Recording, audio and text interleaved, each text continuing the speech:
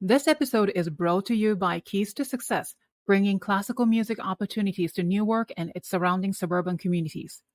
Keys to Success invites you to join our practice-a-thon. Unleash your inner musician and help us reach new heights. All you need to do is commit to practicing 1,000 minutes of music. Whether you're a beginner or a virtuoso, every minute played supports our mission to inspire and empower the next generation. Ready to make a difference? Let's hit those keys.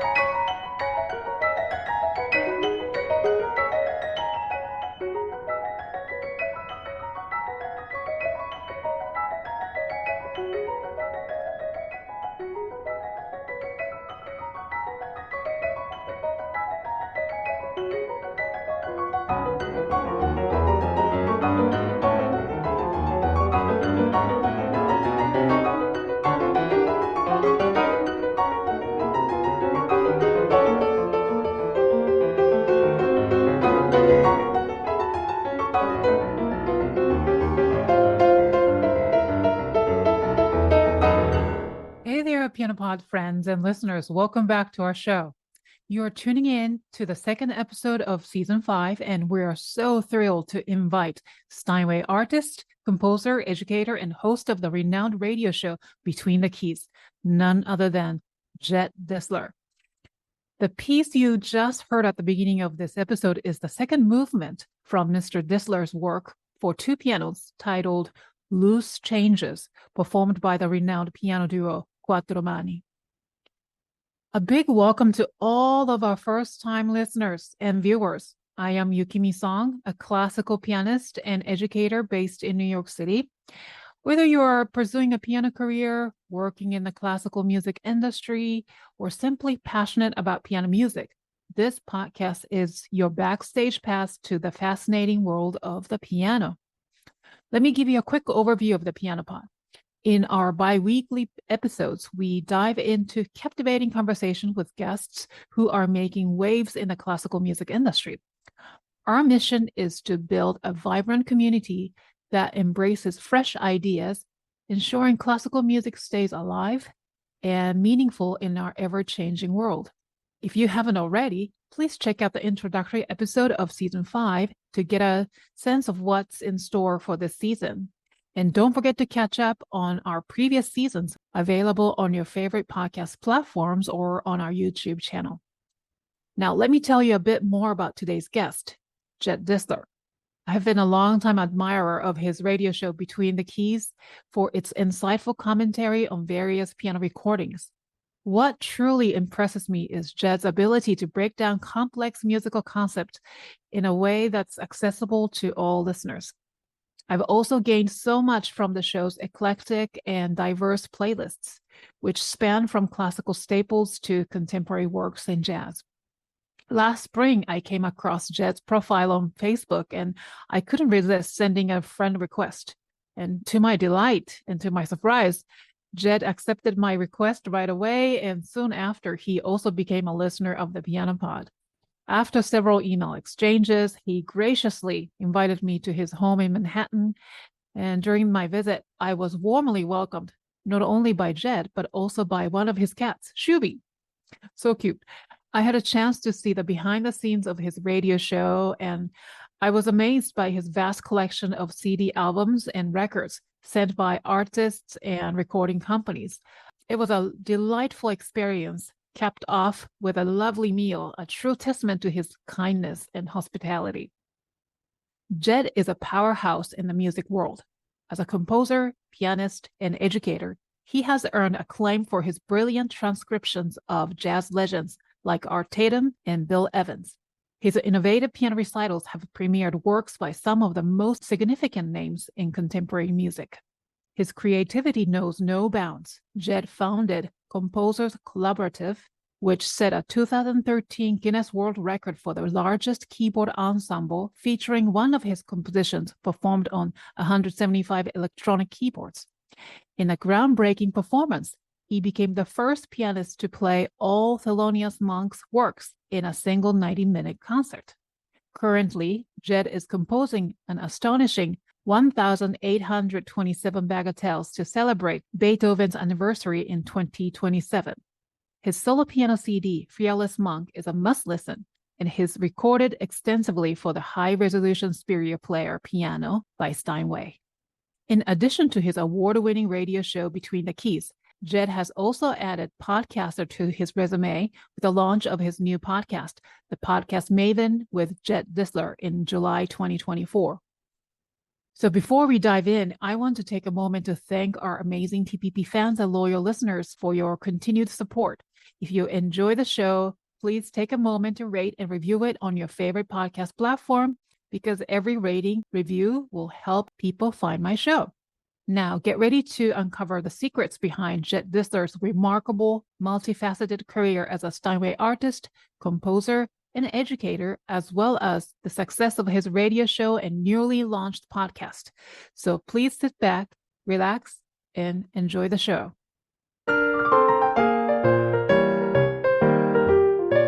You are listening to the Piano Pod, where we talk to the brightest minds in the industry about how they are bringing the piano into the future and thriving in a complex, ever-evolving world.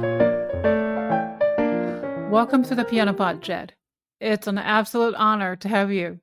Thank you. Well, the honor is mine to be with you, and I am a big, big fan of the Piano Pod. Oh my goodness, I'm the biggest fan of your radio show from the Classic Network, Between the Keys. Thank you so much.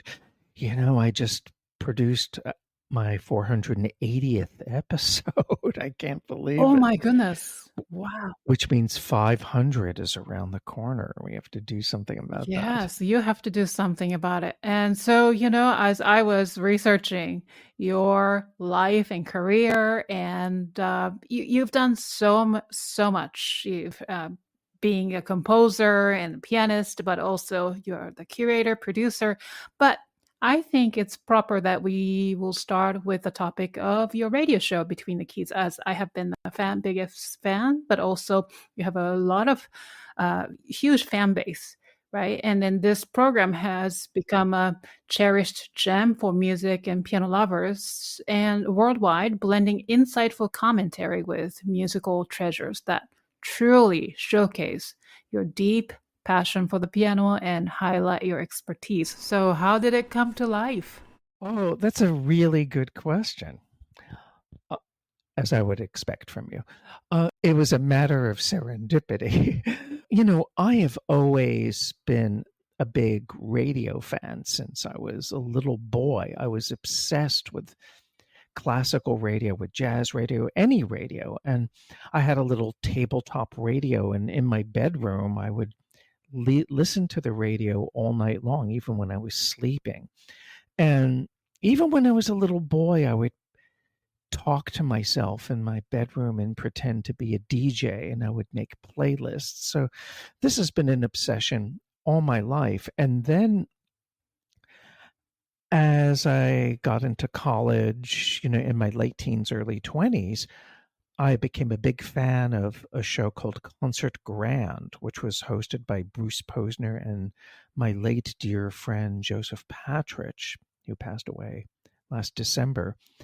And for 17 years, they had a wonderful piano show where they'd play recordings, they would compare performances of the same pieces, they interviewed many distinctive pianists.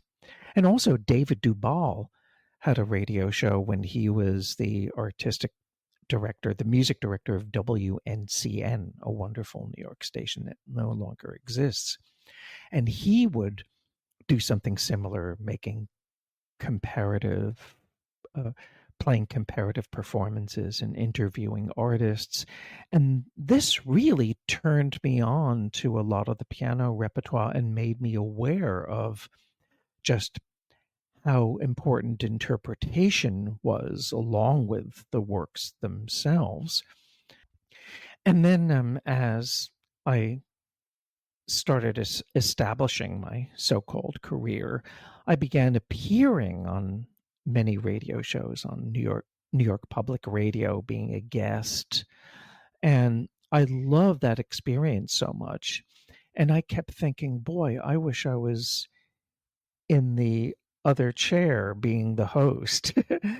And I always had fantasies about having a piano radio show. So I met at a concert purely by chance David Osenberg, who is the music director of WWFM, the classical network. And I just blatantly said to him, you know, I've always wanted my own radio show. Is there any chance I could do something like that? I just blurted it out, you know, with no rhyme or reason, because I'm like that. I'm very brash and direct and tactless, you know. And David said, well, you know, I've wanted to have you on as a guest, so why don't you come down to the station?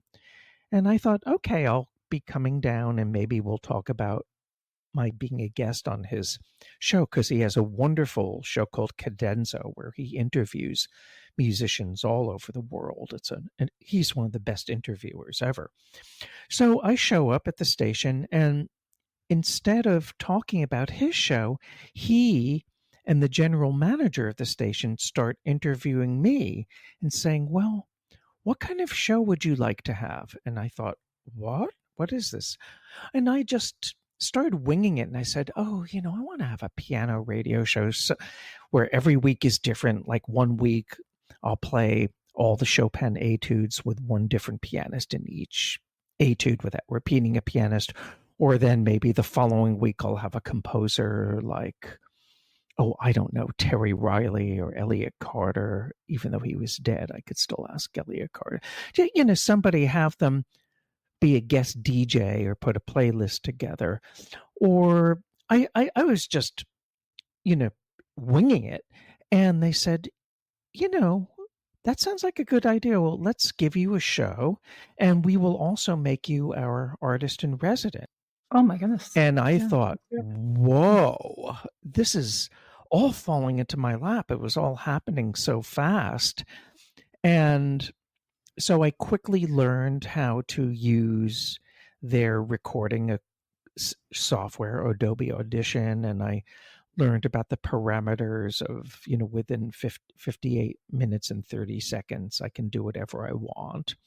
But I do have to do some station identifications, you know, every once in a while. So I thought, this is amazing that I have a show where I have complete freedom.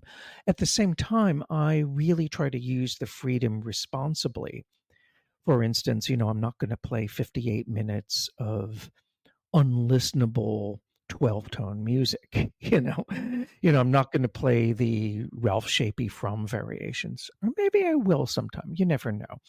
But to really, you know, treat the show as you know, have a mission and really do what I set out to do. And so I've put a lot of time and thought and effort into this over the years, and I've gotten a lot of good feedback and suggestions, and it's going to go into its 10th anniversary next year, which is kind of wonderful. But what I did consciously try to do was to not make the show time sensitive, meaning that I wouldn't talk about an immediately upcoming concert or upcoming event, because I wanted the shows to be kind of timeless in that they can be archived somewhere, and they are archived online, so that if you listen to them, they can really be from any era. Now, of course, there are exceptions, because I have done some shows to promote upcoming concerts, and I don't do those often, but I have done those where, let's say, a publicist approached me saying, can you do a program about this artist's upcoming concert, and I can give you an exclusive interview? And I'm very happy to do that, because I'm happy to have the interview, so I don't feel like I'm compromising my integrity at all. Right. So each episode, is it more like a spontaneous process when it comes to like thinking about the theme, or is it well planned ahead? It's both, actually. Sometimes I will plan things ahead, or I'll think about a show, and I always write down ideas for episodes. And of course, these are all subject to revision and negotiation and rejection over time. But I do plan these in advance, and I also try not to have similar kinds of shows in close proximity. For instance, if I do a program, let's say I talked about the ideal Chopin Opus 10 etudes, where I will play all 12 etudes with one pianist for each etude without repeating a pianist. I may do that one week, but I'm not going to do something similar the following week or even the next month, maybe. I may just take a couple of months in between that kind of programming. And if I have a program with a guest, I don't want to have 2 or 3 programs with a guest in one after another, over 2 or 3 weeks, although sometimes it can be unavoidable. Recently, I did 2 programs featuring young Italian pianists, and because I really wanted to give them attention, because I have friends who've been giving me CDs and they really wanted to, have a forum for these artists, and understandably so, I thought I'll just do 2 programs, part 1 and part 2, one week after the next. And I thought that was perfectly fine. I don't do that all the time.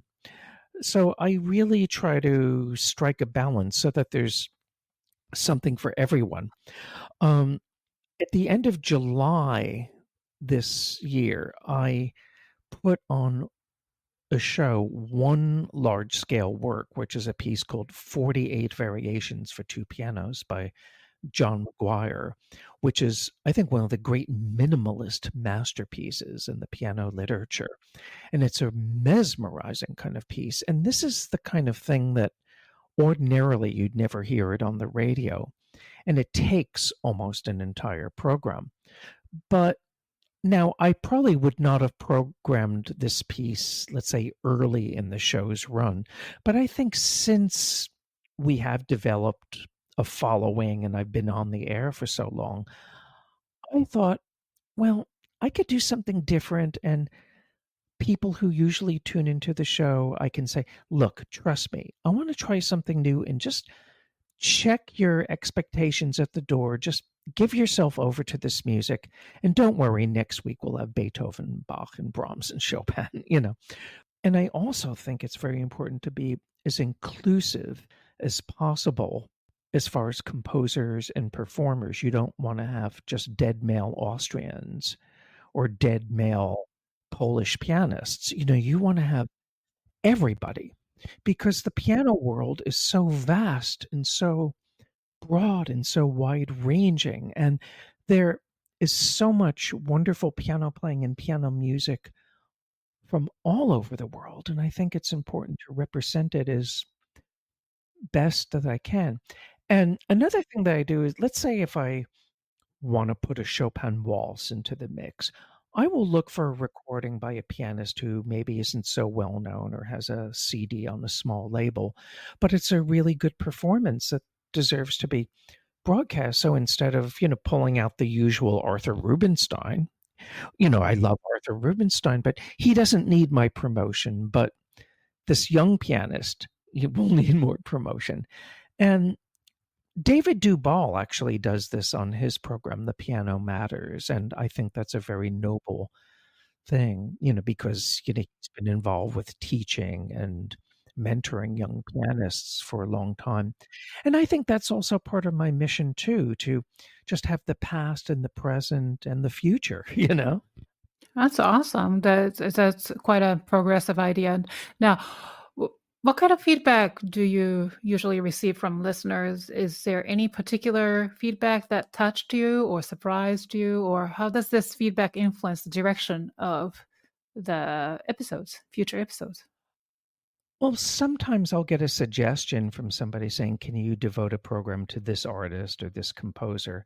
And I will usually consider that, or even if I don't do a whole episode, I will seriously consider, a piece of music.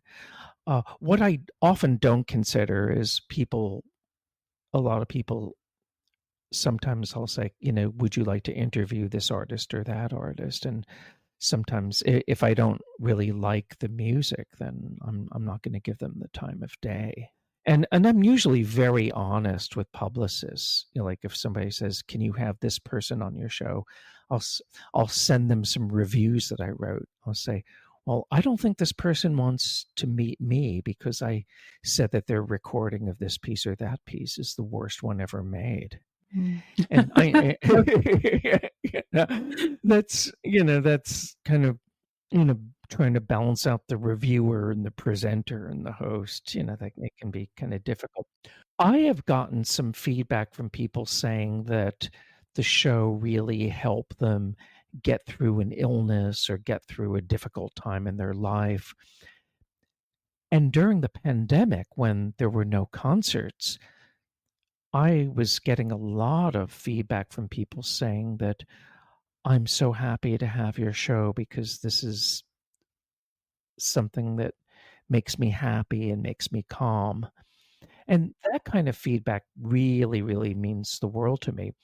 Also, I often get feedback when I will play a recording of a pianist who I think is rather obscure or unknown, and I'll get an email from out of nowhere from a total stranger saying, "Oh, thank you for playing the piano recordings of Webster Aitken. I studied with him," and they gave the whole backstory, and that's so fascinating. And I remember I played a recording of a composer who I knew nothing about, and I got a very extensive email from somebody who knew this person, or this person was a relative or something like that. So it's always getting the feedback with the personal connection, saying, "Oh, I didn't realize you played my mother's piece, and I didn't realize that this composer's son was listening." So that kind of thing makes me happy. It's going to be 10th year next year? Well, the first show I did was March 2015. So if we get into March 2025, then I guess that's 10 years. But having regular, faithful listeners is great. But what's even more important is getting more people to listen. And for those who are just discovering the show, for them to know that there are webcasts of the program that are posted on the station's website for whenever you want to listen. WWFM.org. .org and the Classical Network. And they also post webcasts for their other special programs because they have a lot of varied programming that is so interesting and all very specialized in different ways. It's a really wonderful station, and I am so grateful for the freedom that I have. Mm-hmm. And you've done an amazing job, and somehow your voice soothes everybody. You have the vocal quality, tone that is That's so soothing. interesting. Well, I was never trained as a radio personality. Although I remember when I was talking with Joe Patridge years and years ago about wanting to be a radio host, he said, "Oh, your voice is too high. You have a tenor voice. It's not going to work on the radio because so many radio commentators have Oh, yeah, that's very true. low, comforting voices." And that was the Ninth Symphony of Beethoven. Or there was one, and of course they have very an affection in how they pronounce things. There's a very famous radio station where they had an announcer say, "And that was the overture to Candide, not Candide, Candide by Leonard Bernstein." Bernstein? Well, like, what is this Germanization? Oh, come on. But I did hear that. I swear to God, I heard that. And it's interesting because the first shows I did, I script everything I do because I can't speak spontaneously to save my life. But I scripted these, and when I hear how I was reading the scripts and talking, it sounds so stilted and so formal, and I cringe a little bit. And then I worked with a friend of mine, Darren Zimmer, who was a fantastic soprano. And she had listened to some of the first shows and she said, you have to work on your vocal quality. So she gave me some coaching. But I try to modulate my voice and I try not to make it sound like this. And that was the Italian Concerto of Bach. I just try to do it conversationally. Like I'll write a script, but then when I'm reading it, I look away. And, of course, I do a lot of editing where if I go and ah, or if I mess up somebody's name because my pronunciation of foreign names, especially Eastern European names, leaves a lot to be desired. So if you listen to my unedited vocal tracks on my show, you'll hear me messing up pronunciations and then practicing it, and then I have to edit everything. And sometimes you'll hear me cursing when I screw something up. In fact, I think there was one broadcast where I messed up an edit and a 4-letter word went by. Oh no. And I don't and nobody complained about it, but apparently in the webcast, somebody heard the webcast and wrote back saying, "Hey, you said the F word." I thought, "Oh my God, this went on the radio. I'm going to get." I mean, on podcasts, certain podcasts you can curse, but you can't on broadcast radio. Sure. You are right now joining this conversation from your home, right? And This is my music studio. You've been here. I know you invited me. Yes. And then we had a great time. So, is that the room actually you do the recording session for? Yeah, this is the chamber. Yeah, Ooh, this is wow. the torture chamber. And Well, I see the stack of CDs and yeah. Well, in my music studio here, all the CDs are only piano, and they are meticulously organized and alphabetized. In other rooms, in the hallway are my non-piano CDs, classical, jazz, world music, whatever. But then I have other closets where I have box sets that are not piano box sets because as a reviewer, I get sent so many things, and also because I write booklet notes for a lot of these releases, I get copies of them. And I still have a lot of vinyl. I play a lot of vinyl on my show because there are so many recordings that have never been transferred to a digital format. And often when I do programs of rare recordings that I like to share, which is I consider kind of a mission, sometimes I'll pull down vinyl. And I also have a lot of hard drives that have digital files, which I get from all kinds of places. And these drives are backed up in triplicate because you don't want them to crash.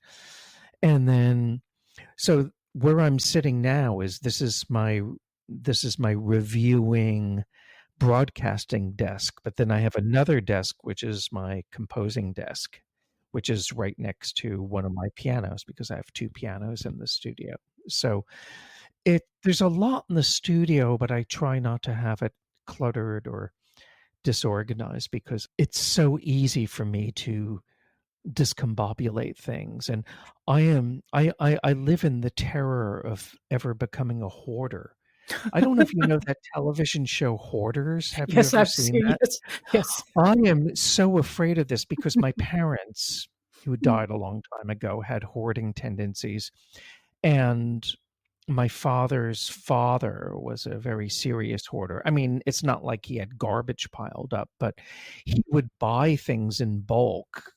I think this was an attitude among people who were affected by the Depression, where if they had to buy a pencil, they would buy boxes of pencils because they'd be afraid that you wouldn't be able to find these anymore.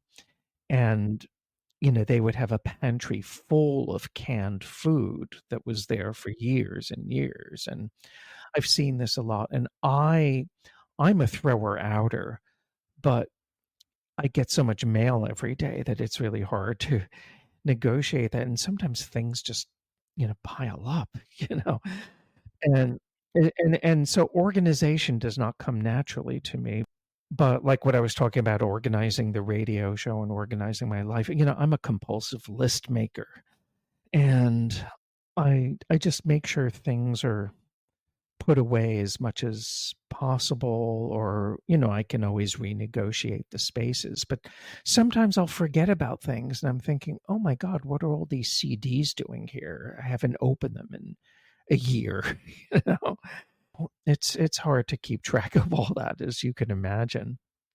Yeah, yeah, but it's a really fun room. I visit there, and then there are so many, and you showed me this and that, different kinds of CDs. So speaking of, you know, with your charm and kindness, Jed, you're after all a music critic. So how can one make it onto your good list rather than the bad list?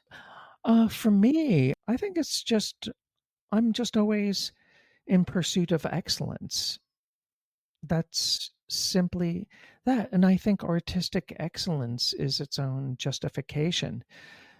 Often somebody will say, I just recorded a CD of Schumann's Kreisleriana. How many recordings of Kreisleriana do we need in the world? Because there are only about 100,000 of them out there, and 954 are probably excellent. But I think excellence is its own reward, and whether one needs something or not, you have to just take each really case by case. And I'll give you a wonderful example of this. About 20 or so years ago, I received a recording on a small Polish label, actually not all that small, by a Polish pianist playing the Prokofiev Seventh Sonata, along with works of Scriabin and Rachmaninoff. And I thought, okay, I've never heard of this pianist, and this is a small label, and how many recordings of the Prokofiev Seventh Sonata do we need? And it was a knockout. It was one of the best performances of this piece I had ever heard, and I made comparisons with Maurizio Pollini and Sviatoslav Richter and Glenn Gould, and it yielded nothing to that. And you can say the same for so many other pieces of standard repertoire. Now, of course, when I'm reviewing something like this, you can't compare it to every previous recording because you'd go nuts. But I think that it's important as a critic to know the catalog, because you know something about performance practice and the evolution of styles. So if somebody's going to come out with a new cycle of Beethoven sonatas, I will make certain comparisons, but I won't compare it to every one. But I may say that this pianist is closer in style to the intimacy of Wilhelm Kempff than the more dynamic Arthur Schnabel version or people like that. I mean, these aren't the best examples, but at least you can provide a small context. And then if the performer does something that's kind of unique or interesting, you would mention that. But you have to talk about what the performance sounds like in the most clear and accurate yet entertaining words as possible. So I think for me, it's just the pursuit of excellence is what I look for. The pursuit of excellence is really everything. But specifically, do you look for in technical precision, emotional depth into one recording, or maybe perhaps, well, the pianist has to be excellent, but blend of everything, blending of those qualities, or Well, ideally, yes. I think that also with modern recordings, because the standard of engineering and also technical proficiency is so high that you really do have to judge the performer. One problem is because the technical standard is so high, it can be very difficult to ascertain the different levels of excellence, like what is more excellent than another. But you want to have a combination of technical proficiency and musicality and emotional involvement and communication of musical meaning. And you do get that a lot, but because there's so much out there, sometimes it's to really try to find these. It can be difficult, but the truth is that there are more excellent recordings of classical music on the market at lower prices than at any other time in history.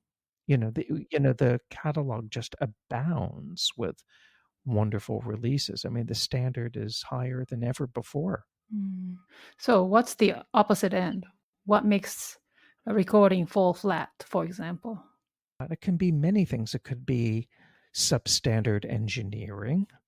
It could be a performer who is just very mannered, or it's not just a matter of not following what's in the score, but imposing so many things on the interpretation or micromanaging things. And you do find a lot of really fine musicians overthinking or micromanaging their performances, where they focus on little details that draw more attention to themselves than to the music. And they don't really have to do that, because if you have a strong personality and you just play a piece of music as straight as possible, the personality is going to come out anyway. But there's a lot of micromanaging and a lot of performers behaving badly. And I think it's just this determination to do something different for the sake of being different. Now, for the sake of being different, can you do that by having to have a very interesting layout in a CD album, for example, like a combination of different composers that will make one album stand out, or more thoughtful way of programming? Oh, well, actually, that's a really good solution, because there are more and more pianists who are making CDs that are more like DJ sets, where they're mixing and matching pieces from all over the place. And I think that this is a very refreshing and interesting idea, because a good example of this is Yuja Wang, because most of her solo releases mix and match repertoire in really interesting and provocative ways. She is not one who's going to come out and record all the Chopin nocturnes, but she may record one or two nocturnes in conjunction with a Ligeti etude or Philip Glass etude, and then another piece that you may think has nothing to do with it, but actually the program trajectory really works quite well. And she's done this both on record and in concert. And it's an interesting concept. And I think that this kind of thing can be very healthy as long as it's not gimmicky. If it's about the gimmick in and of itself, then there can be problems. But I think that this is one way how contemporary culture, like DJ culture, where you're mixing and matching things and making playlists, is having a positive impact. Really? And You think? I think in terms of programming and coming up with unusual yet provocative and artistically valid ways of presenting the music, because if this is a good way to introduce the repertoire to listeners or performers, then it gets them into the music. And then there are pianists who do want to put out an all Schumann recital or do a cycle of pieces, and that's certainly very valid. But I think there's so many other ways of doing it, and in a way, I think these mix and match playlists parallel what I try to do with Between the Keys, because I don't always play complete works on Between the Keys, or if I'm focusing on a certain artist or I'm focusing on the genre, I'll break up pieces like this. But then every once in a while, I may do a show where I'll just have one or two large works. Like recently, I did a chamber music show focusing on the cellist Pablo Casals, and I had a complete Bach sonata with him and pianist Mieczysław Rzewski, and then a Beethoven sonata with Wilhelm Kempff. And this isn't the kind of program I do all the time, but I think you need you need both. I think they complement one another. Wow. Interesting to hear that thought on music streaming services because I had a question. Well, let's get into the question. So, Sure. I thought you would be like totally, well, you can't say anti because technology is there and everybody listens to music from Spotify, Apple, and so on. So, but s- those giant companies, they provide literally unparalleled access to a vast array of music at your fingertips. And however, It's great. I love it. from a musician's point of view, given the dominance of these streaming giants, it's nearly impossible to avoid them if you want to reach a wide audience. But how do you see the trade-off between the accessibility and then the significant loss of revenue for artists? I'm afraid I'm not really qualified to answer this question. No, no. Thank you for being honest, but I'm so happy to hear actually you're really for it. I feel that any way to get the music out there, either with a physical product or streaming, or really any format or any future format that we haven't even thought about, I think is valid. And of course, there's always the question of how one pays for this. In fact, the record producer John Colshaw, who was one of the most important classical producers ever, and he was the one who produced the George Solti ring cycle in the 60s, he predicted this kind of thing 50 years ago. He said that I won't be surprised if somebody just puts a credit card in a machine and then they get their music whenever they want to. It wasn't necessarily like streaming or a computer, but he realized that there were going to be future technologies. And I use all of these technologies in a very fluid and fluent kind of way. A good example of this is with streaming services.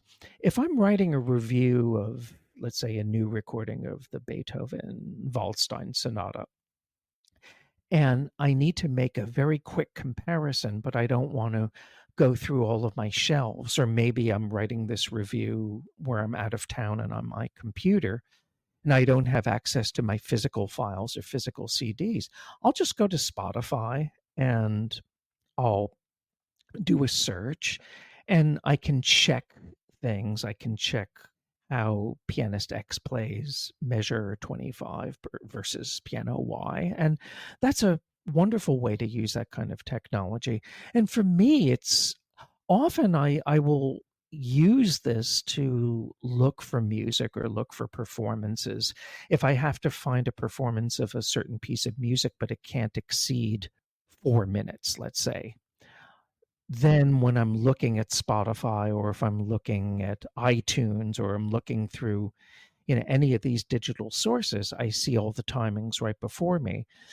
But I always use physical CDs or CD quality files for my broadcast because it's the best quality. And I like having the physical discs because you have the notes Mm, and right, you right. have and I think as a collectible product, they really have a lot of value. And there are some record companies that really put a lot of care and consideration into the physical product. So you're getting a collector's item where you can look at wonderful booklet notes and photos and sturdy binding, where it's really done in a very intelligent and respectful way.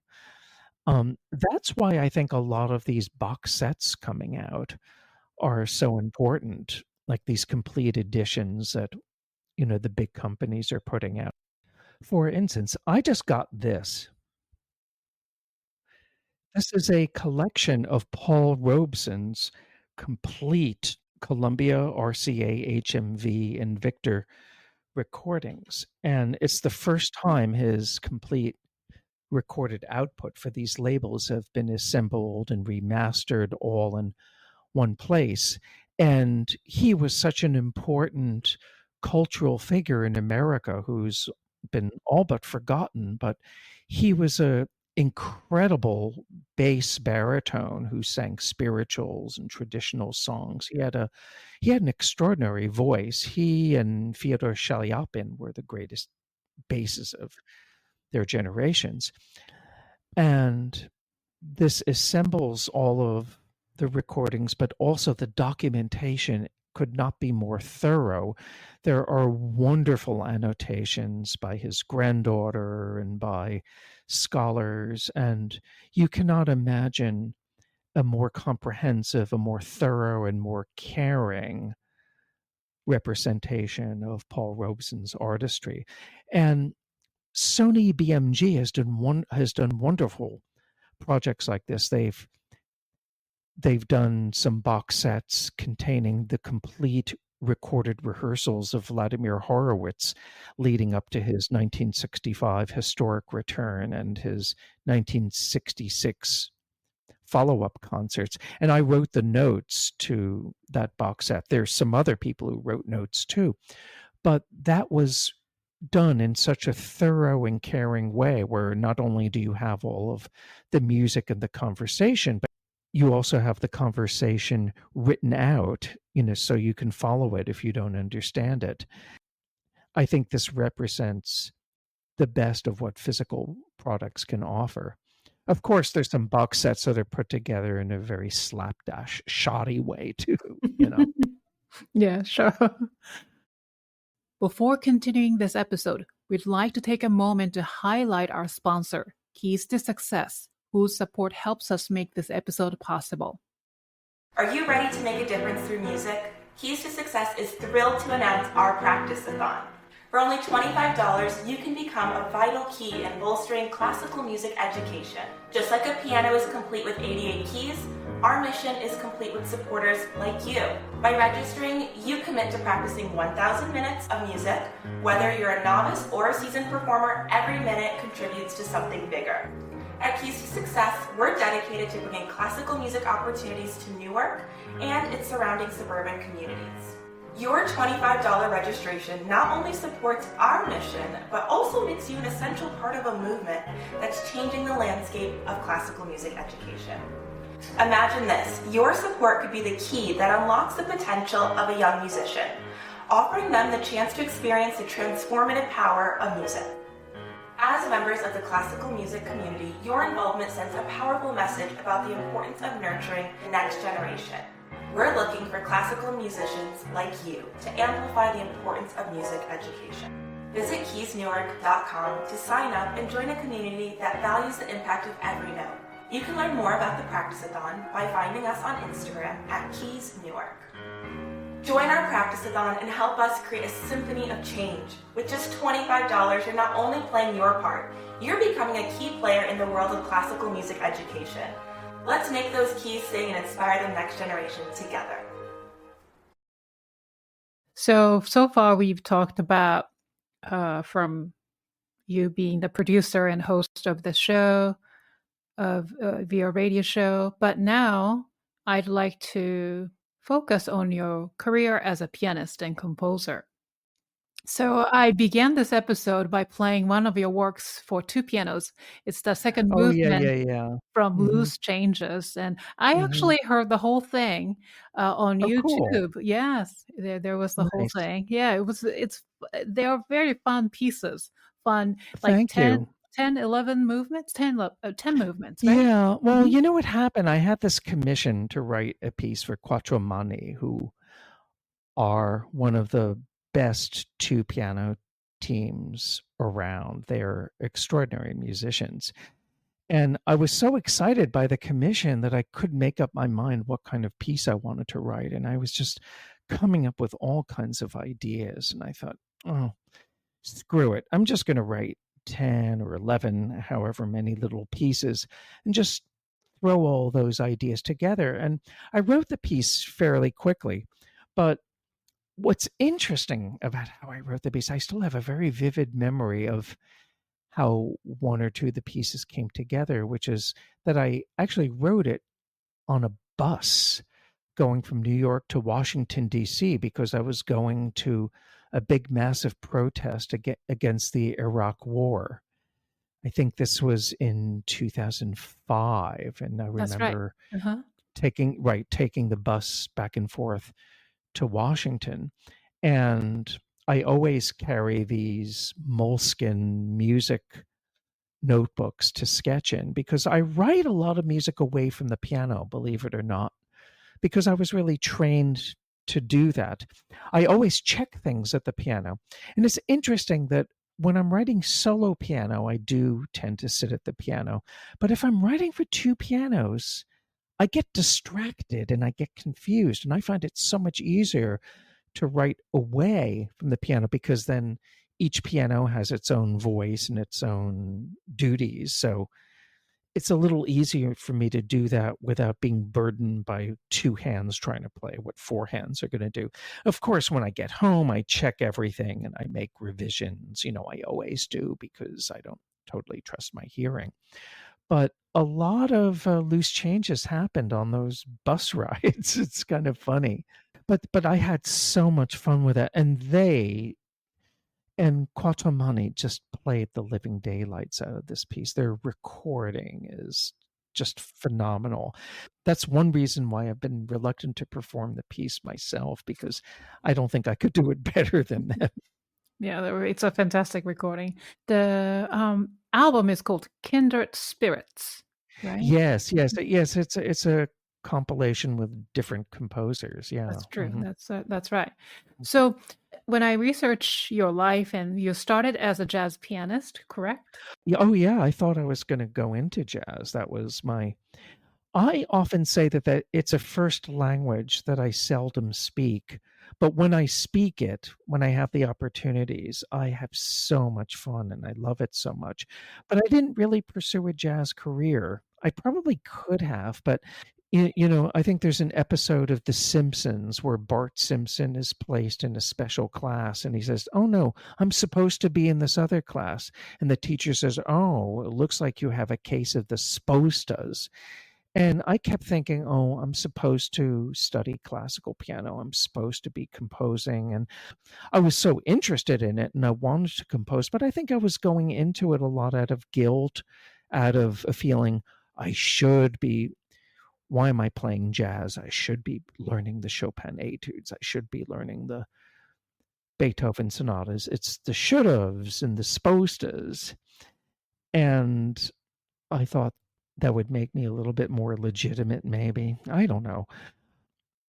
It's not that I have no regret, because contemporary classical music and classical music has been very good to me, and I've gotten so much out of it.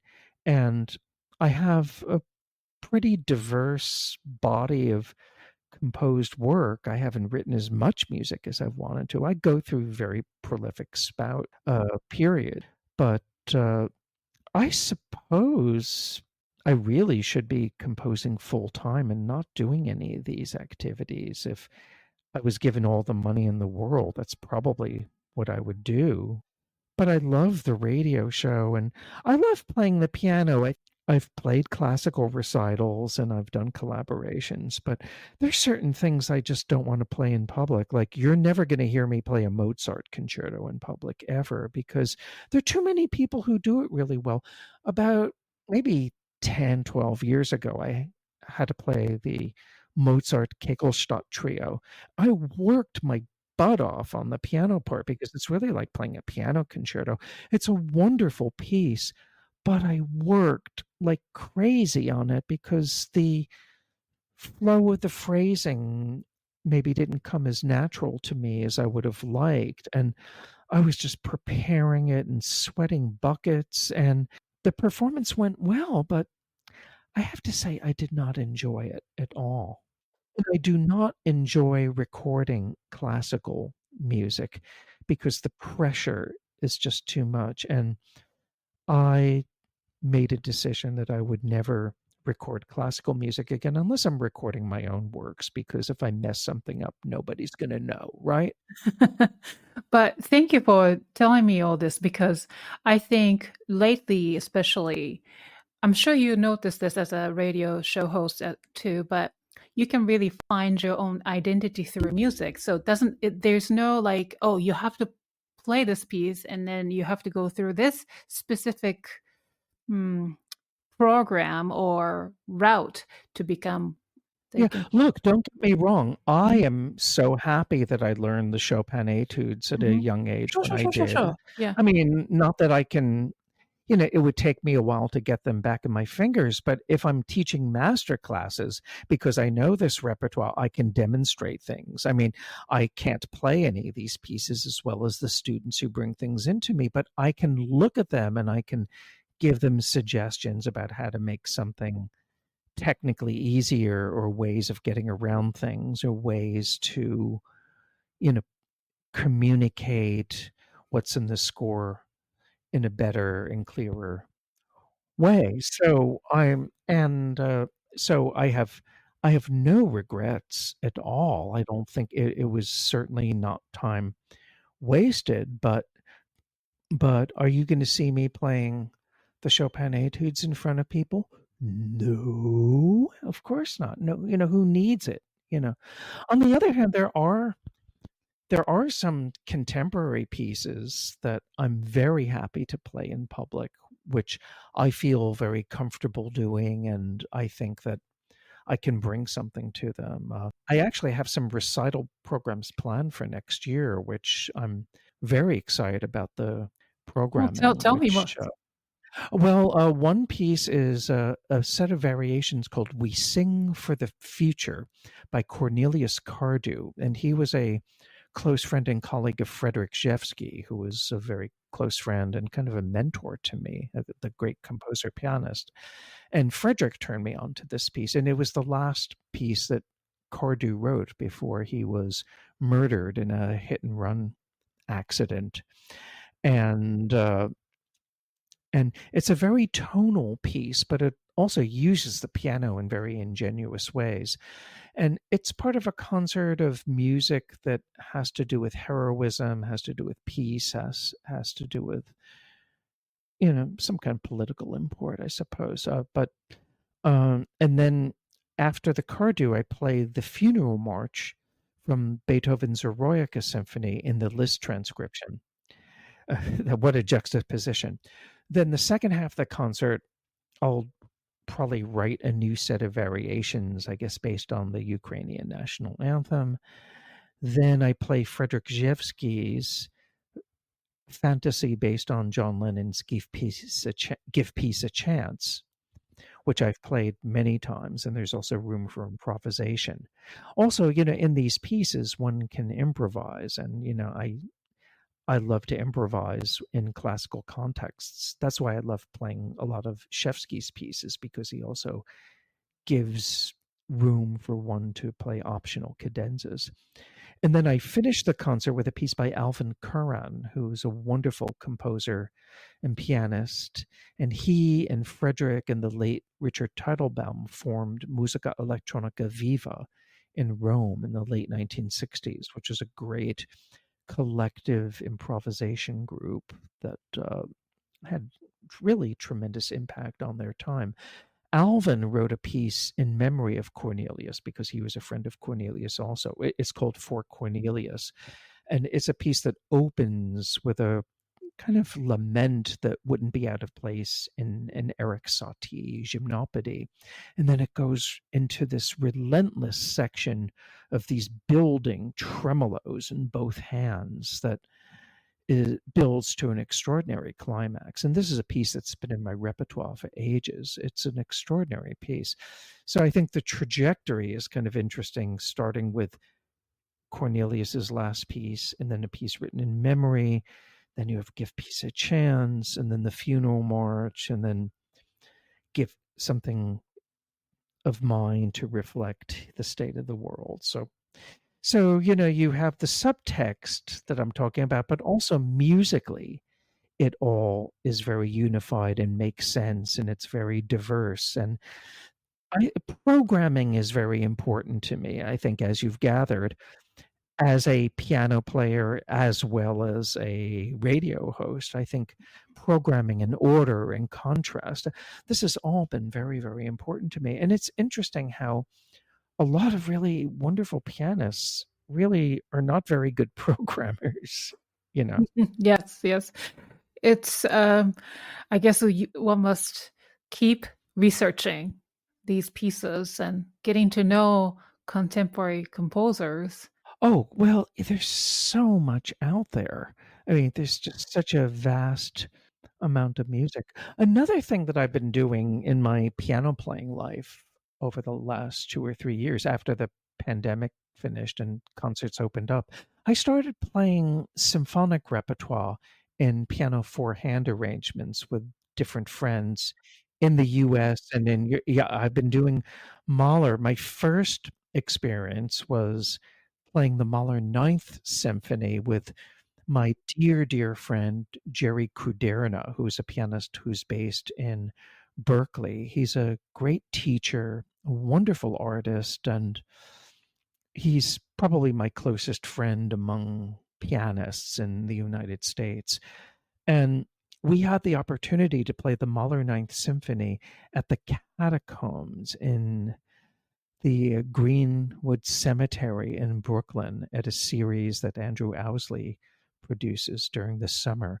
It was really extraordinary to play the Mahler Ninth Four Hands in this small catacomb and with a very small audience. And this is the cemetery where Leonard Bernstein is buried. So I'm sure he was listening to the Mahler and probably cringing. I could have imagined his spirit saying, "Get off that piano bench and let me show you how it's done." And and then Jerry and I played the Mahler several more times. In fact, we will be playing it on the Salon Concerts at Klavierhaus series that for which I became artistic director. I also played the Mahler second last year in a benefit for Ukraine in London with the pianist Gabriele Baldacci. I played Mahler fifth in Milano with Massimo Giuseppe Bianchi. What a wonderful pianist. I've played the Mahler first in New York with Drew Peterson, who won the American Pianists Association Award in 2017. He's one of the most gifted pianists of his generation. And it's not official yet, but there looks like there's going to be a Mahler sixth in Helsinki in 2025. I hope, but I don't really know.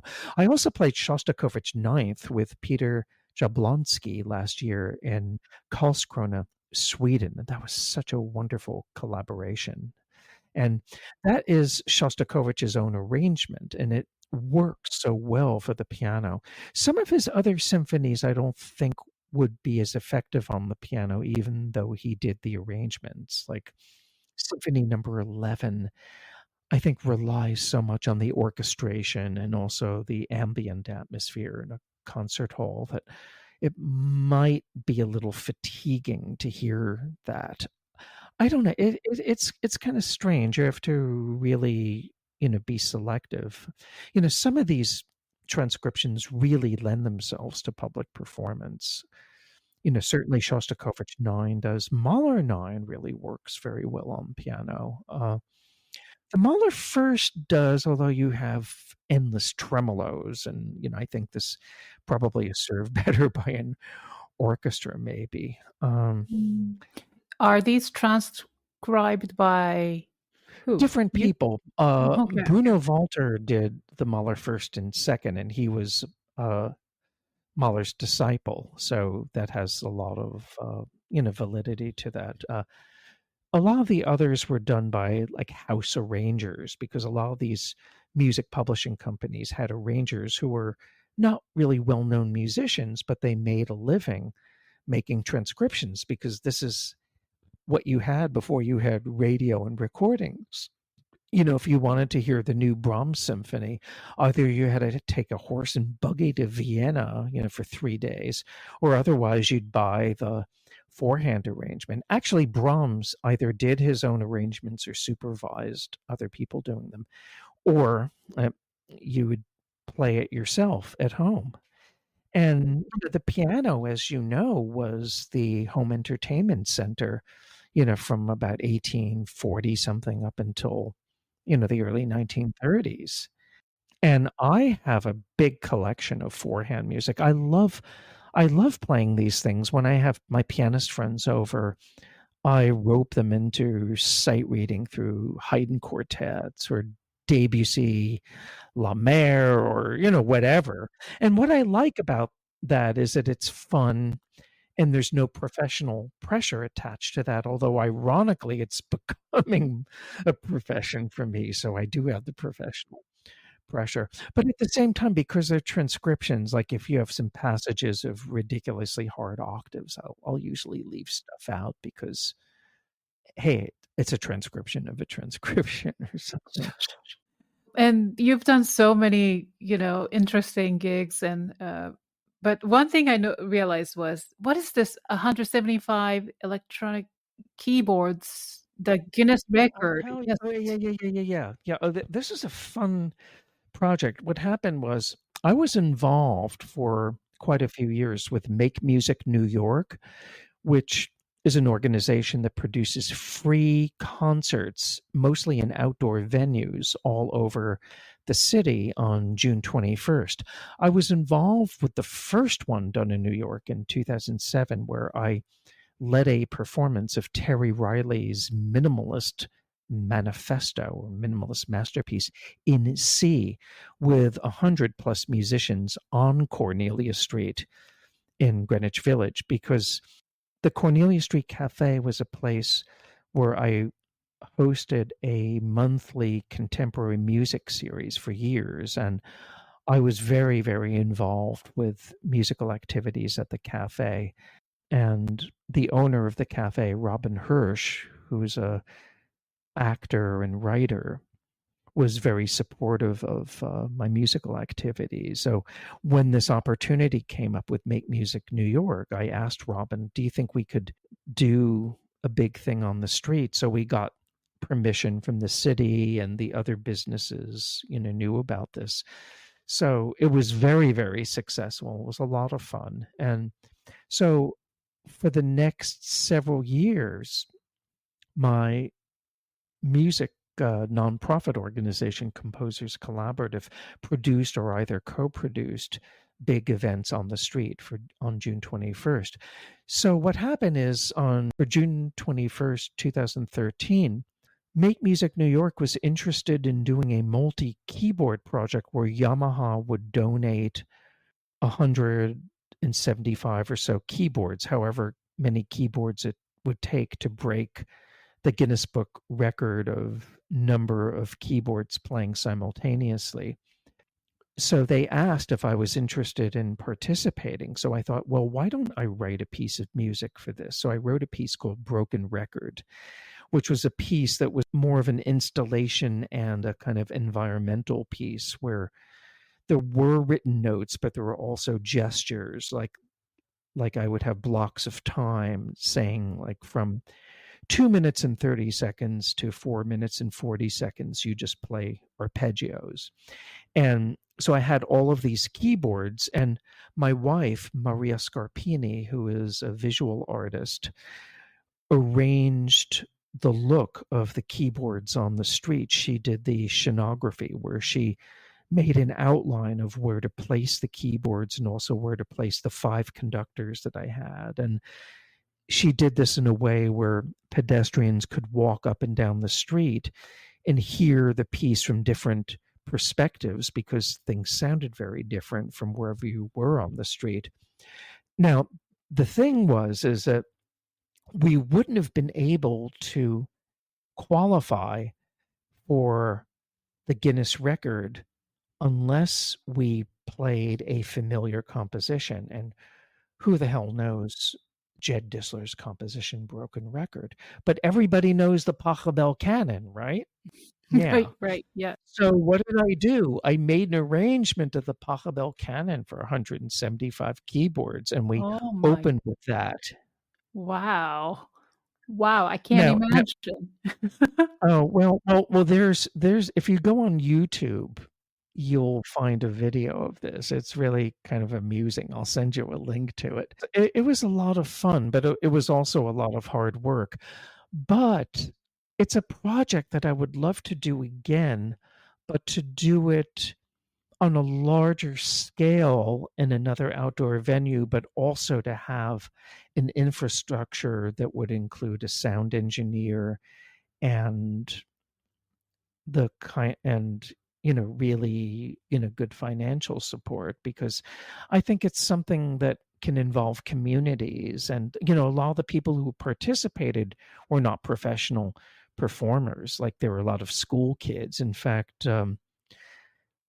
one of the school kids was Cameron Glass, whose father is Philip Glass. And of course, Philip showed up, and then we roped him into playing. So I can say that Philip Glass performed my compositions. But there were a lot of other composers there. The late Noah Krzyzewski, who was one of the great electronic composers of his generation, and who was a dear, dear friend. He played, and he never showed his face in public, because he wrote his electronic music kind of in isolation, and that he showed up to this and participated meant so much to me. But just this kind of a community spirit was so much fun, and this is the kind of thing that we need more and more of, because it just shows that people can participate in live music and be a part of something that is bigger than that's what's the cliche, more than the sum of its parts, or it adds up to more than the sum of its parts. But I would love to, and anyway, I don't want to talk too much, because somebody else might steal the idea. But I do have some ideas for venues and sites where I think this can really work, and I would love to do it again. We're doing two things. I wrote a piece for 175 electronic keyboards and grand piano, which is called Broken Record, and it's a piece that really uses the entire length of the street as kind of a soundscape, where waves of sound are going from one place to another, and there's some sections where people can play what they want within certain parameters.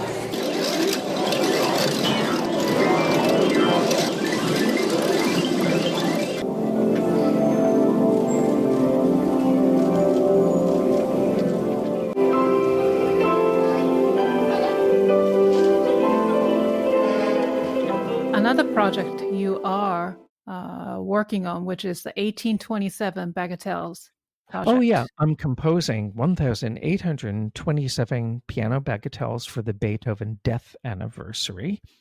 And each bagatelle is dedicated to a different pianist, musician, friend, or somebody involved in this. You are in my database of Me? by the way. Oh yeah, of course. Oh, you're one of the right. recent entries. Oh my goodness, that's an honor.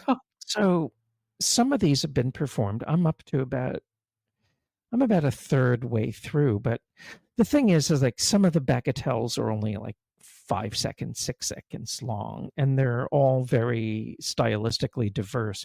Also because, I'm constantly sketching things and tossing the sketches away, but I keep everything, although they're all filed. Again, it's that hoarder tendency, or tendency not to hoard. I can go back to a lot of these pieces that I forgot about from years ago, like something I started, never finished. And then I just say, okay, I'll do this. I'll just keep it intact. It's a bagatelle. So I spend, several hours a day just copying the damn music out. And then when I'm copying, I do little revisions. And one can play any amount of these, as many or as few as one wishes, in any order. There's no rules or regulations about it. It's really just like a big gift to the piano community. And then I retire. No, I'm not going to say it. I don't think so. But do you plan to do this like maybe some sort of, I don't know, event, or like putting yeah. There's already talk about doing the entire cycle in a couple of European cities. I can't really talk about details, but I don't know whether I would play the whole thing or somebody else would. I mean, I imagine the whole thing would total maybe 8 hours of music altogether. It wouldn't be all that long, honestly. There is one bagatelle that's actually 1 hour long, but that's because you have hundreds of repetitions. And that was actually written for a friend of mine, Nicola Orvat, a really fantastic pianist who plays Satie's Vexations by himself. I don't know how he does that. He does 24 hours or so playing straight through. I don't know how he does that, but so that's kind of dedicated to him. But we'll see what happens. I mean, I'm open to suggestions. I'm open to funding. I'm open to. We should talk about my podcast, shouldn't we? Oh, sure.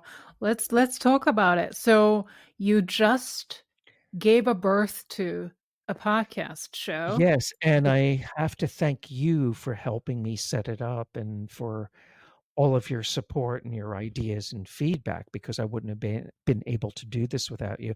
But it's called the Piano Maven with Jed Distler.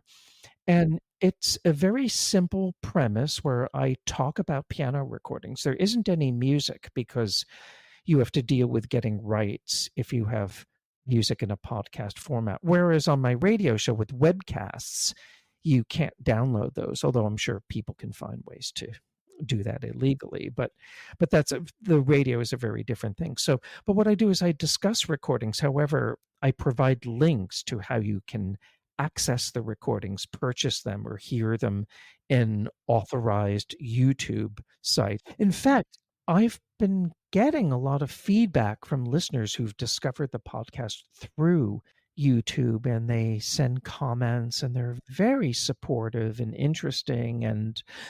And what's been wonderful is that my podcast has opened up a lot of dialogues about recordings and repertoire.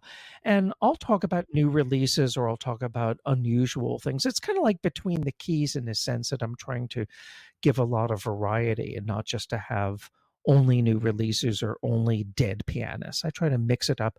I also have episodes about jazz pianists that will be coming up, and not your usual suspects among jazz pianists. There'll be some surprises, pianists who you probably haven't even thought about.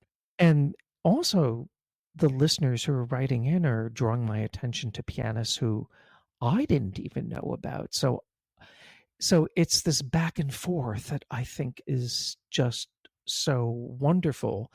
And it just shows what a community we have in the piano world internationally, and how we have to keep the community cultivated and alive and nurtured. It's so important.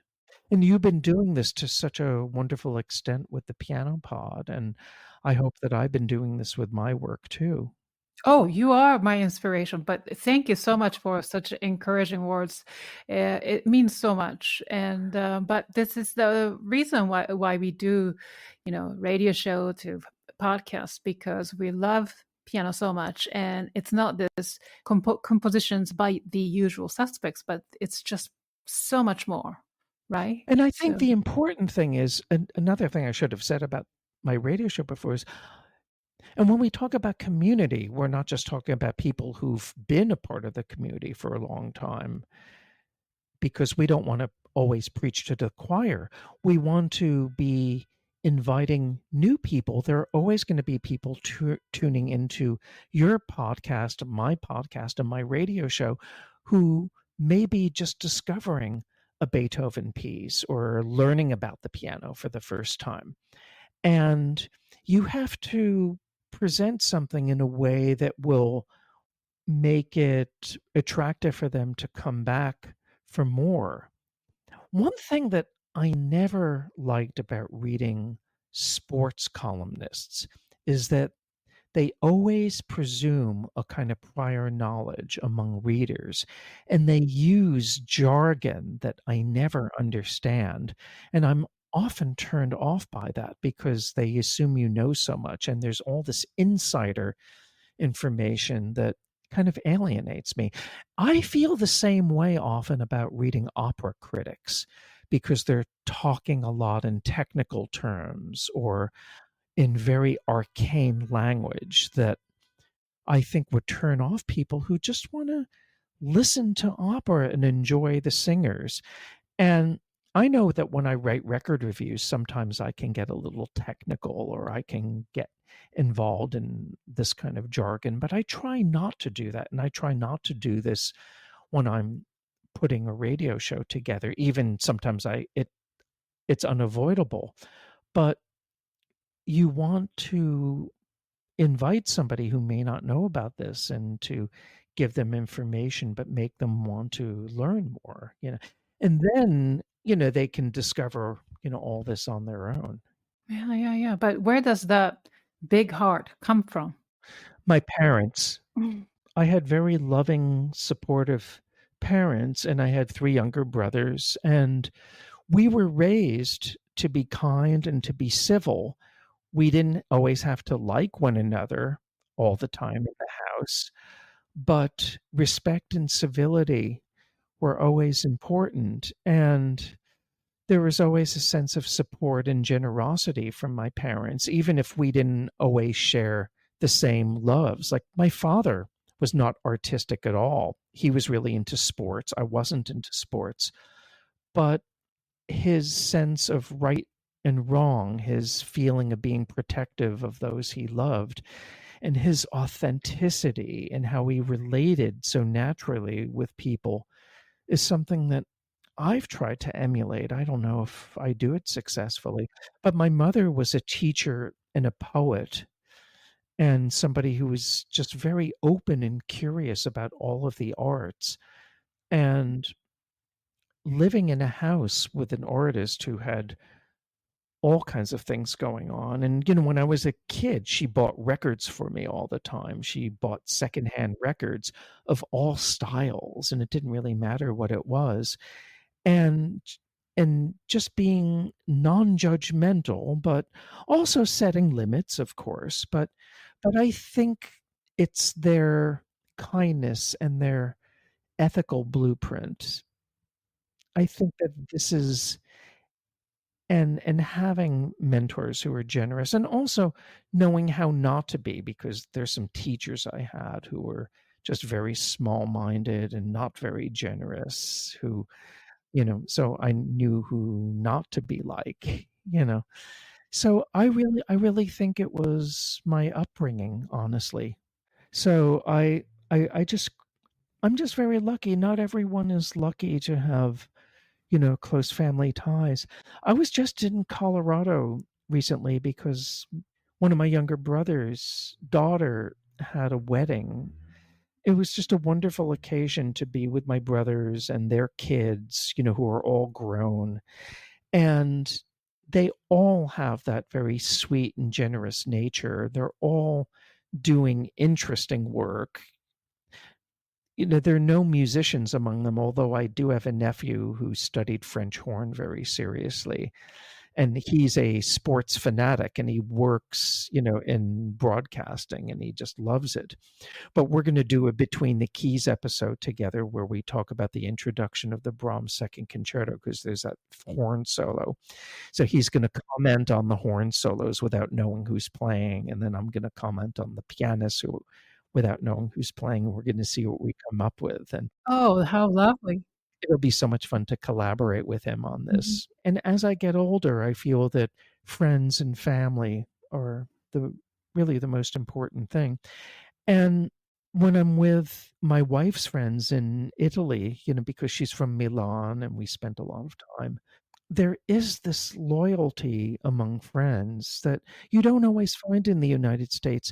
I think in New York City, even though it's such a big city and there's so many people, it can often seem so isolated because we're all so obsessed by our work and we're all alone in our studios working.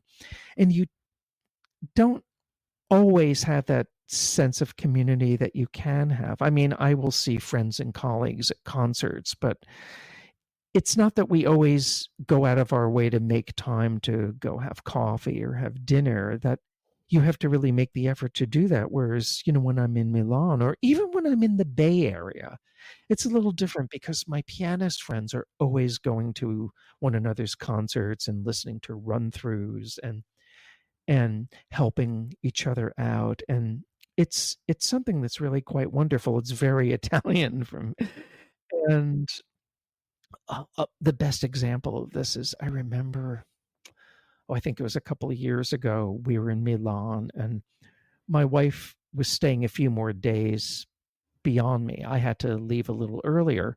So these friends of ours drive all the way across the city. The morning I'm going to leave, I have an afternoon flight.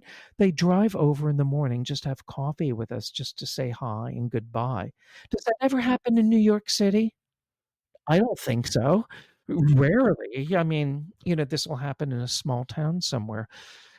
And, these are people who I'm very fond with, but these are, old friends of Mima's, of my wife's. And, I've, come to know them and I'm very fond of them. But, but they're busy people, they don't have to do this, but this is what happens all the time. And this is what I value really more than anything, I think I think friends and family are really that's the top priority for me. I can always make music. I can always do my musical projects, but you can't get another family.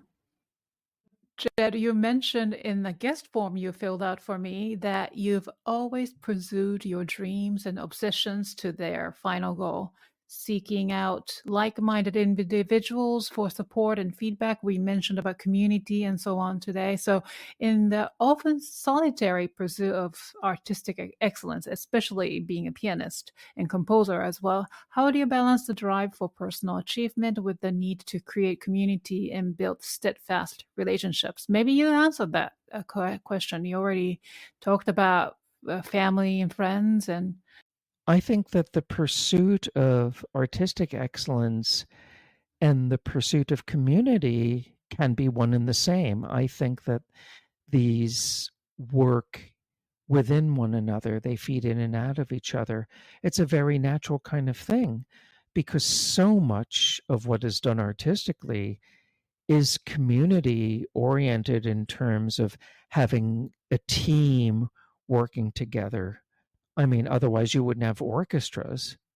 And in writing pieces for many people or bringing a lot of people together to perform something, this is I think it's a very organic kind of thing.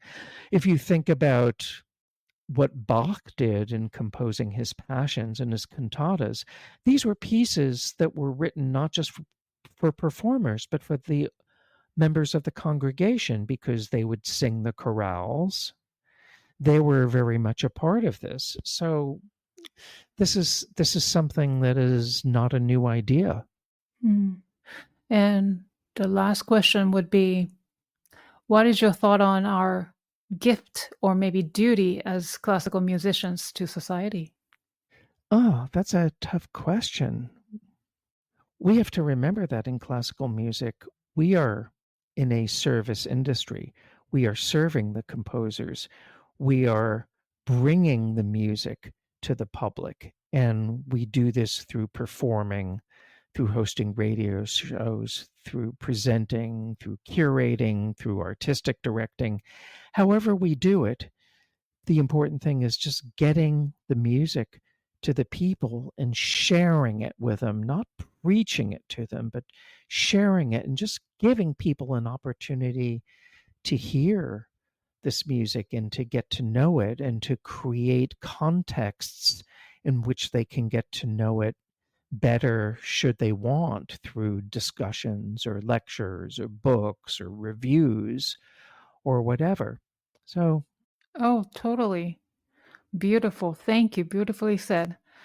So for our listeners, please check out Jed's website for all the work he has done in the past, but also maybe to keep you posted on his new project. So his website is jeddistler.com, JEDDISTLER.com, correct? Mm-hmm. Yeah, that's it. Mm-hmm. Mm-hmm. And then be sure to check out his radio show on WWFM.org, Between the Keys, and his newly launched podcast, The Piano Maven by Jed Distler. And I also should mention that I am the new artistic director of the Salon Concerts at Klavierhaus, which is a weekly recital series that takes place for the most part on Sunday afternoons at 2:00. And these concerts are live streamed, but you can attend in person. Concerts are free, but there's a suggested donation. And the series presents a very broad range of emerging and established pianists alike. And this series was founded 2 years ago by Joseph Patridge, who was a fantastic recording engineer and a mentor to pianists and somebody who had an extraordinary presence in the piano world. And he was a very close friend of mine, and we collaborated on many projects together. And after his death, I was brought in to keep the series going, and we are continuing it into this season. So you can find this online, and there are all the concerts are booked through June 2025, and I'm going to be performing on a bunch of these, which will be a lot of fun. So you can go to event.klavierhaus.com to purchase ticket. No, you don't have to purchase tickets, but get a Well, you more should. information. Yeah. You should donate. Okay. You have a yeah, moral at the door. obligation to donate, even though Sure. you don't have to, but you should. Absolutely. Could have, should have, would have, supposed to. Yeah. Yes, that's right. Well, Jed, it has been a wonderful, inspiring conversation. It was a masterclass.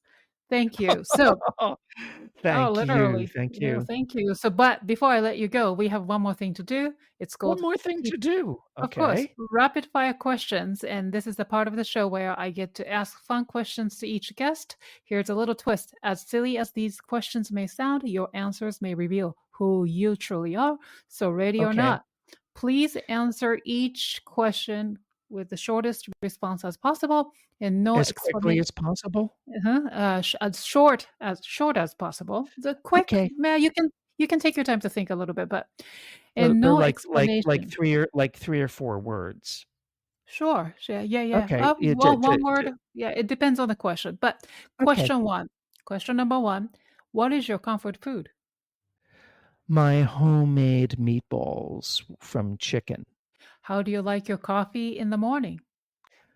Black strong. Cats or dogs? Cats. Yes, I met one of your cats, You met Shuby. Shuby. Pablo, I don't think you met, but you met Yeah. Shuby. So sweet. And next question is sunrise or sunset? Sunrise. Summer or winter? It's hard to say. It depends on which country. I would say summer. Next question is a little bit more difficult. What skill have you always wanted to learn but haven't had a chance to? Diving. Ooh. What is your word or words to live by? Be yourself. Good one. What is the most important quality you look for in other people? Authenticity and kindness. Name 3 people who inspire you, living or dead. My wife, Maria Scarpini. Oh, God, this is so hard. So many people inspire me. I don't know how to answer this, but certainly my wife would come first. That's good enough. Thank you. And then 2 more. Name 1 title in your current playlist. I'm so curious to know this.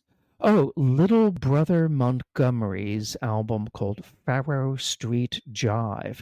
He was a blues pianist based in Chicago, and this is a 1968 album on folkways. He's just a wonderful blues boogie-woogie player and singer, and just such inviting music.